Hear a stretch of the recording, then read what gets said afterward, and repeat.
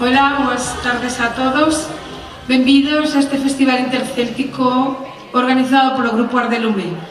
Bueno, como todos sabendes, este festival foi aplazado porque aquel día nos choveu moitísimo, entón por eso estamos aquí. Solo van a estar dos grupos, os outros dous quedan pro ano que ven, porque non podía ser todo. Entón hoxe vamos a ter a Óscar Ibáñez e a Tradisón, e nos cambios de grupo amenizaremos con o noso grupo Ardelume. Quero contaros que Ardelume casi non é un grupo, é unha familia, non? Son nenos, nenas que se estrenan hoxe cas gaitas, temos algún discapacitado e, bueno, intentamos facer o mellor que podemos, ainda que a veces fallamos, pero, bueno, logo xa podedes escoitarnos. E nada, vou a pasar o pregoeiro, porque creo que é unha persona moi importante, musicólogo, profesor de gaita do Conservatorio de Vigo, fundador do Conservatorio Malleuses e actualmente compañente do grupo Terribles de Donás. Con todos vos o noso pregoeiro que vende aquí de Belesar, Xaime Estévez.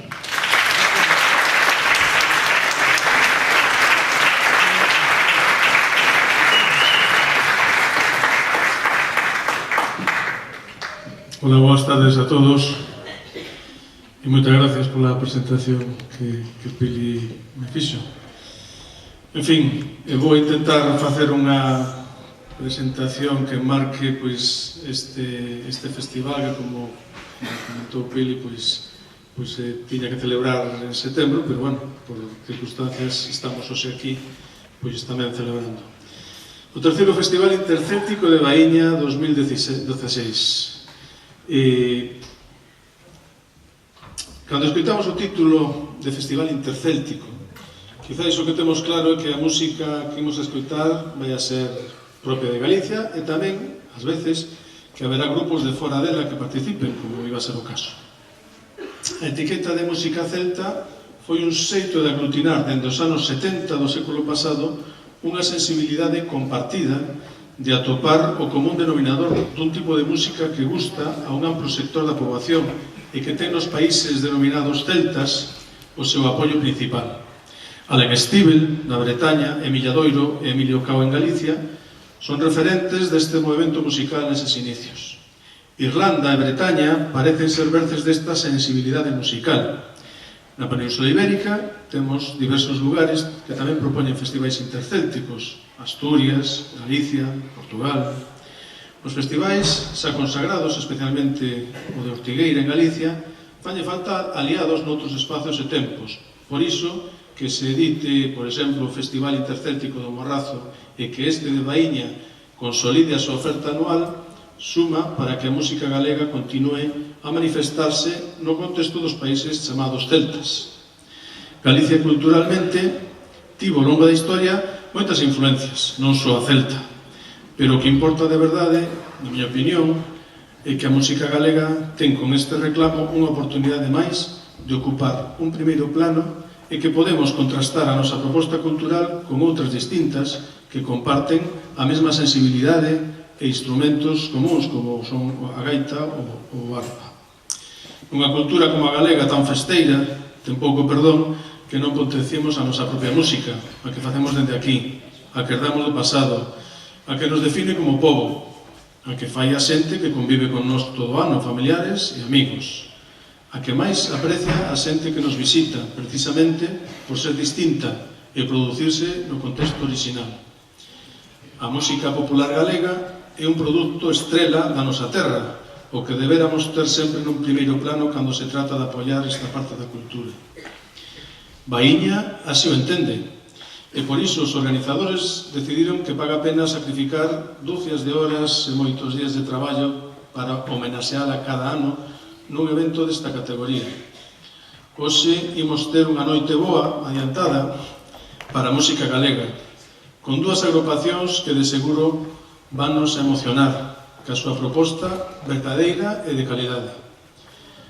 O grupo Tradisón, que vai nos a dar unha clase magistral de melodías e ritmos propios da terra, con moita calidade, da man de todos e cada un dos seus componentes, dirixidos pola paixón e sabedoría deste home novo, de gran talento, chamado Xurxo Antúnez, e coa participación dunha das mellores gaiteras que coñezo, Verónica Sousa. Cos dous tiven a honra de compartir grupo durante moitos anos nos Terribles de Donas. Vai seguir outra proposta de música galega que o coñecido e virtuoso gaiteiro pontevedrés Óscar Ibáñez e os seus excelentes músicos, que de seguro vannos a sorprender coa forza do seu directo e as versións musicais que teñen elaboradas a partir da música tradicional de raíz.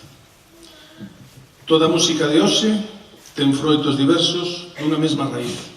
Esa é a grandeza da música tradicional, a capacidade de promover propostas culturais heteroxéneas que se achegan a todo tipo de público, sen esquecer a nosa propia identidade. Dende este recuncho privilexiado do Atlántico, a carón dun mar que nos une a todos os países de pasado celta, este festival ten unha proxección futura prometedora e un horizonte claro para seguir navegando neste barco de cultura e ilusión que ten o seu porto base en Baíña. Parabéns a todos por moitos anos.